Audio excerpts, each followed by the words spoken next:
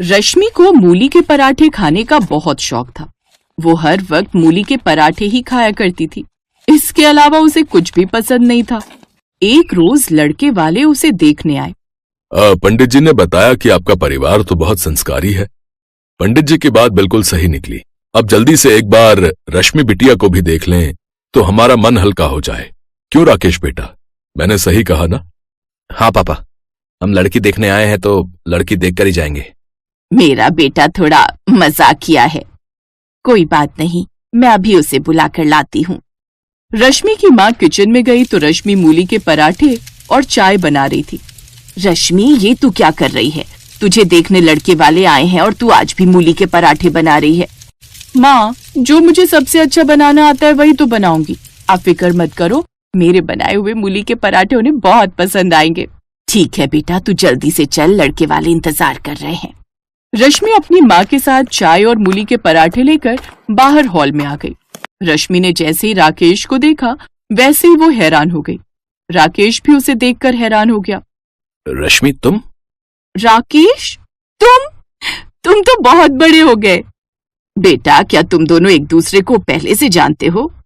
माँ, ये मेरे साथ स्कूल में पढ़ती थी। उस समय तो ये बहुत छोटी थी, हर वक्त नाक बहाया करती थी।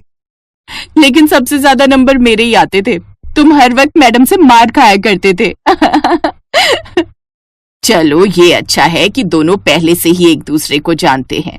दोनों बचपन के दोस्त हैं तो एक दूसरे को अच्छी तरह जानते भी होंगे। लेकिन फिर भी मैं तुम दोनों से पूछना चाहूंगी कि क्या तुम दोनों एक दूसरे से शादी करने के लिए तैयार हो? माँ, अगर ये पहली वाली रश्मि होती तो मैं मना कर देता, लेकिन अब तो रश्मि काफी सुंदर लगने लगी है और पढ़ाई लिखाई में, समझदारी में तो ये पहले से ही अच्छी है। मैं तो शादी करने के लिए तैयार हूं, लेकिन एक बार आप रश्मि से भी पूछ लो, क्योंकि मैं जबरदस्ती किसी लड़की के साथ शादी नहीं करना चाहता। तुम बताओ, मेरे बेटे से शादी करना चाहती हो या नहीं? राकेश ने बिल्कुल सही कहा। किसी अनजान लड़के से शादी करने से अच्छा है मैं राकेश से ही शादी कर लूं। तो इस तरह राकेश और रश्मि की शादी तय हो गई। विदाई होने के बाद रश्मि और राकेश गाड़ी से आ रहे थे। तभी अचानक रास्ते में रश्मि को मूली के बहुत सारे खेत दिख गए। राकेश, तुम्हें पता है ना कि मैं बचपन में अपने टिफिन बॉक्स में हर रोज मूली के पराठे लाया करती थी। यहाँ तक कि स्कूल के बाहर खेतों में जो बहुत सारी मूली लगी होती थी उन्हें तोड़कर मैं कच्चा ही खा जाया करती थी। हाँ रश्मि, मुझे अच्छी तरह पता है। तुम्हें जहाँ भी मूली दिखाई देती है तुम उन्हें तोड़े बिना नहीं रुकती। तो सामने देखो ना, कितने सारे मूली के खेत हैं। मुझे मूली खेतों से उखाड़ना बहुत अच्छी तरह से आता है। थोड़ी देर के लिए गाड़ी रोको ना, बस 2-4 मूली ही तोड़ूंगी। यार रश्मि, अब तुम बड़ी हो गई हो, छोटी बच्ची हो क्या? रश्मि बच्चों की तरह जिद करने लगी। नहीं, मुझे मूली चाहिए, मुझे मूली चाहिए, मुझे अभी मूली चाहिए, मुझे मूली चाहिए, मूली चाहिए। गाड़ी रोको, मुझे अभी मूली चाहिए। अरे ड्राइवर भैया, गाड़ी रोक दो, वरना ये रास्ते भर रोती रहेगी। राकेश उसी वक्त रश्मि के साथ उन खेतों में गया और उसके साथ मिलकर मूली उखाड़ने लगा। 2-4 मूली तोड़कर वो लोग घर आ गए। घर में उसके सास ससुर ने गृह प्रवेश किया और दोनों अपने अपने कमरे में आ गए। लेकिन सपने में रश्मि वही सपना देखने लगी जब वो दोनों मूली तोड़ रहे थे। सपने में मूली तोड़ते वक्त वहाँ पर एक किसान आ गया। अरे तुम दोनों क्या कर रहे हो? मुझे मेरी मूली से बहुत प्यार है भाई, और कोई मेरी बनाई हुई चीज चोरी करे उसे मैं नहीं छोड़ता। हाँ। अरे चाचा, मैंने 4 मूली ही तो तोड़ी है। मुझे अपनी जिंदगी में सबसे प्यारी कोई चीज अगर लगती है तो वो है मूली। तो ठीक है, अगर तुम्हें सिर्फ मूली ही इतनी पसंद है तो तुम्हारा पति भी मूली ही बन जाएगा। हाँ। देखते ही देखते राकेश मूली बन गया। रश्मि ने उस मूली को उठाया और जोर जोर से रोने लगी कि तभी अचानक उसकी नींद खुल गई। कितना खतरनाक सपना था ये। राकेश, राकेश, कहाँ हो तुम? रश्मि ने पूरा कमरा खंगाल डाला, लेकिन राकेश उसे कहीं दिखाई नहीं दिया। तभी उसने बेड पर देखा, एक मूली रखी हुई थी। ये मेरे बिस्तर पर मूली कहाँ से आ गई? तभी अचानक उस मूली से आवाज आई। ये देखकर रश्मि बहुत डर गई। ये मूली नहीं, ये मैं हूँ रश्मि, तुम्हारा पति राकेश। पता नहीं अचानक मैं मूली कैसे बन गया। राकेश, ये सब उस मूली वाले किसान का श्राप है। अभी थोड़ी देर पहले मैंने सपने में देखा कि जब हम लोग मूली तोड़ रहे थे तभी अचानक वहां पर किसान आ गया और मुझे श्राप दे दिया कि तेरा पति मूली बन जाएगा। और सपने में मैंने देखा कि तुम मूली बन गए। जैसे मेरी आंख खुली तो तुम सच में मूली बन चुके हो। अब क्या होगा रश्मि? वही तो मुझे समझ में नहीं आ रहा कि क्या करूं। हमें वहां पर मूली नहीं तोड़नी चाहिए थी। मैं तो तुमसे बार बार मना कर रहा था, लेकिन तुम ही बार बार जिद कर रही थी। अरे घर आने के बाद मार्केट से मूली ले आता मैं। अब तुम ऐसा करो, मेरा ही पराठा बनाकर खा जाओ मुझे। नहीं, मैं अपना पत्नी धर्म निभाऊंगी, चाहे मुझे उसके लिए कुछ भी करना पड़े। तुम्हें मैं फिर से इंसान बनाकर रहूंगी। इतने में वहां पर उसकी सास आ गई। रश्मि बेटा, बहुत जल्दी सोकर उठ गई। चल कोई बात नहीं, ये तो अच्छी बात है। वैसे ये राकेश कहीं दिखाई नहीं दे रहा। कहाँ गया वो इतनी सुबह सुबह? बाथरूम में है क्या? रश्मि डर गई। उसके दिमाग में एक आइडिया आया। सासू माँ, अचानक उनके पास किसी का फोन आ गया और वो सुबह 4 बजे ही निकल गए। मुझसे बोले कि माँ को बता देना, उन्हें डिस्टर्ब करना ठीक नहीं है। शायद किसी मीटिंग में गए होंगे। ये क्या बात हुई? अभी नई नई शादी हुई है, अभी से काम चालू। कोई बात नहीं बहू, शाम तक आ ही जाएगा। इतना कहकर उसकी सास वहां से चली गई। अब मूली बना हुआ पति राकेश और रश्मि दोनों बहुत परेशान थे। मेरी माँ जितनी सीधी दिखती है उतनी है नहीं। अगर शाम तक मैं घर नहीं आया तो वो मुझे फोन पे फोन करती रहेंगी, लेकिन मेरा फोन तो यहीं पर रखा हुआ है। फोन नहीं लगेगा तो पुलिस तक बात चली जाएगी। तुम्हारी बात भी नहीं सुनेंगी। हम कितने भी बहाने बना लें, वो एक नहीं मानने वाली। वो मेरे ऑफिस तक पहुंच जाएंगी। वहां पहुंचकर सारी सच्चाई पता चल जाएगी। अरे बाप रे, राकेश ऐसा करते हैं, मैं तुम्हें पर्स में रख लेती हूँ और उसी खेत में जाती हूँ, देखती हूँ क्या हो सकता है। सभी को खाना खिलाने के बाद जब उसकी सास अपने कमरे में आराम करने लगी, तब रश्मि ने अपने मूली पति को बैग में रखा। फिर बाहर जाकर गाड़ी स्टार्ट की और उसी खेत के पास पहुंच गई जिस खेत से उसने मूली तोड़े थे। तभी रास्ते में उसे एक बाबा मिल गए। बाबा, आप चंडिका मंदिर में रहते हो ना? मैं वहां पर हर रोज आती थी, आपको याद आया? इस बाबा से कुछ भी नहीं छुप सकता बेटा। तुम्हारा नाम रश्मि है, तुम्हारी शादी भी हो गई। बाबा, मेरी कल ही शादी हुई है और मेरे साथ एक बहुत बड़ी दुर्घटना हो गई। आओ गाड़ी में बैठो, मैं आपको सब बताती हूँ। रश्मि ने बाबा को सारी बात बता दी। अरे रश्मि, मुझे अपने पर्स से बाहर निकालो, मेरा दम घुट रहा अंदर। हाँ रश्मि बेटा, उसे बाहर निकालो, चिंता मत करो।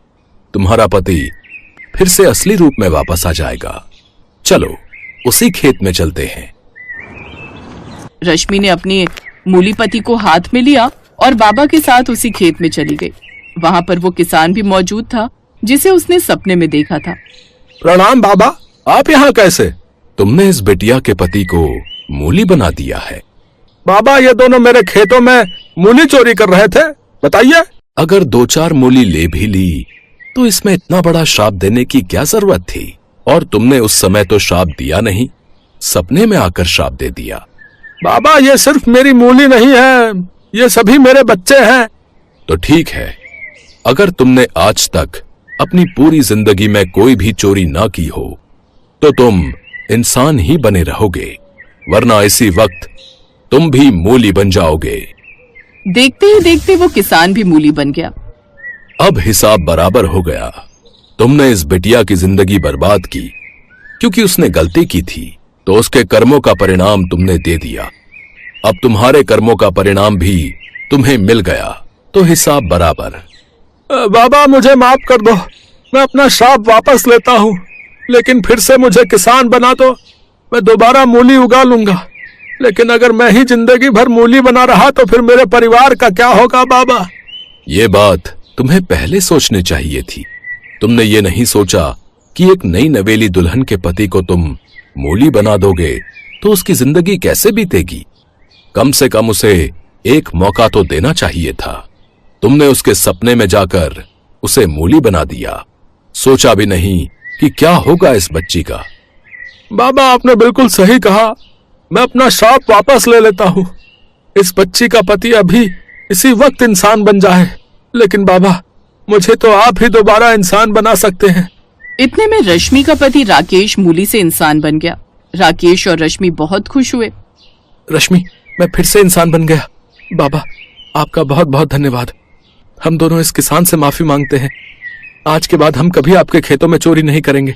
लेकिन बाबा, इस बेचारे किसान को इंसान बना दो, वरना इसके परिवार का क्या होगा? बेचारा गरीब किसान है। बाबा ने तुरंत उस किसान को मूली से इंसान बना दिया। अब रश्मि अपने पति को लेकर घर वापस आ गई। वो दोनों अपना जीवन सुखी सुखी बिताने लगे।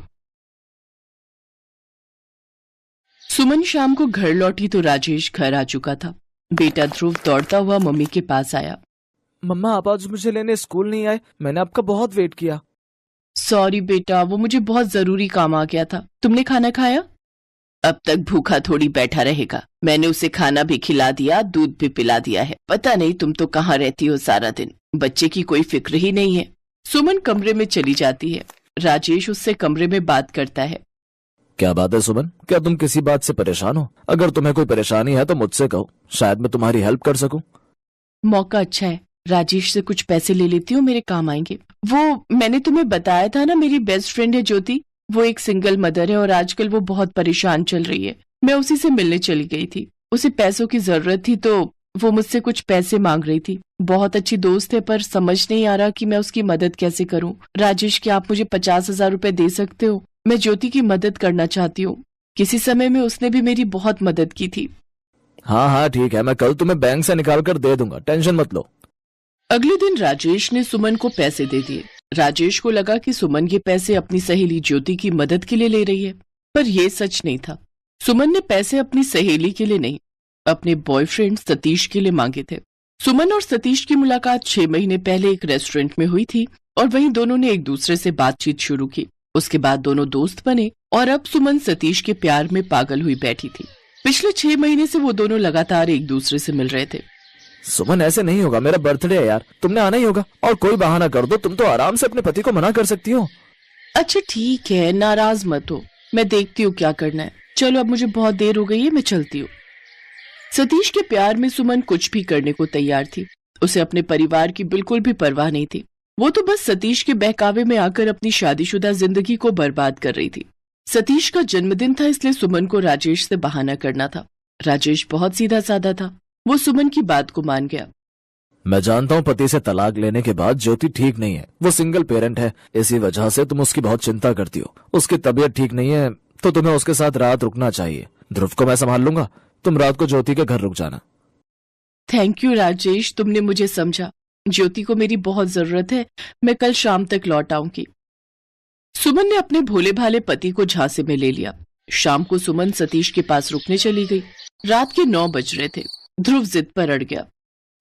पापा, मुझे वही पेस्ट्री खानी है जो आपने मुझे उस दिन खिलाई थी, प्लीज पापा।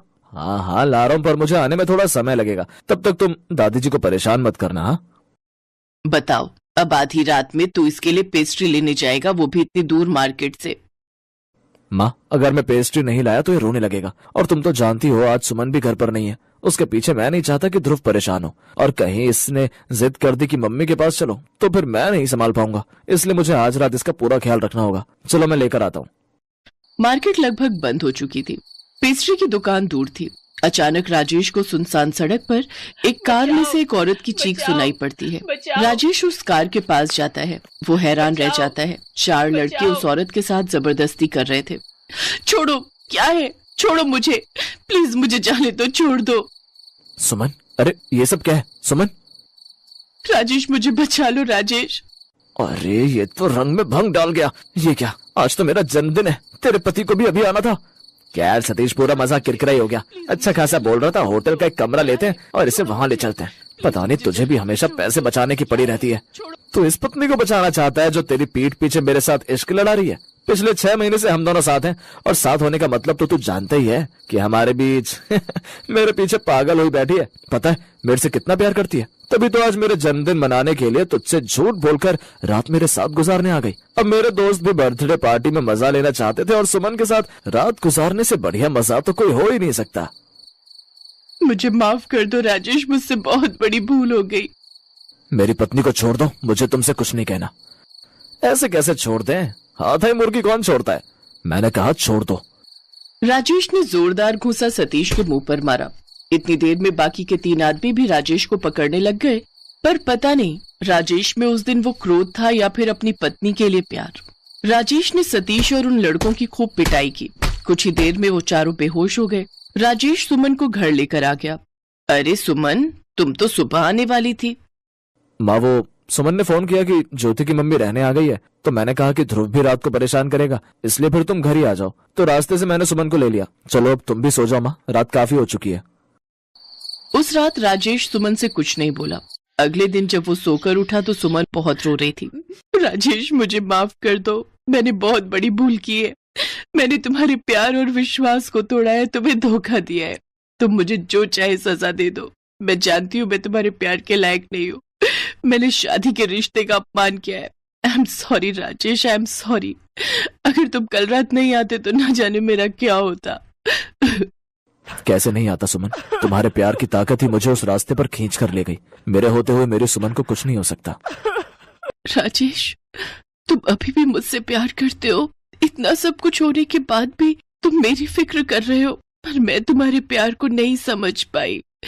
मैं अब कभी भी ऐसा नहीं करूंगी राजेश, मुझे बस एक मौका और दे दो। राजेश और सुमन एक दूसरे के गले लग जाते हैं और एक बार फिर जिंदगी आगे बढ़ती है। अब सुमन ने अपने आप को बदल लिया था। सुमन ध्रुव को लेने स्कूल गई तो रास्ते में उसे सतीश मिला, पर सुमन ने उसकी तरफ देखा तक नहीं। सतीश भी समझ गया था कि सुमन उस जैसे घटिया आदमी के नकली चेहरे को पहचान चुकी है, और जब इंसान खुद सही होता है तो सामने वाले की मजाल भी नहीं होती कि वो उसे कुछ कह पाए। सुमन को अपनी गलती का एहसास था। वो जानती थी कि राजेश और उसका परिवार ही उसके लिए सब कुछ है, और उसकी असली खुशी उसके परिवार के बीच है।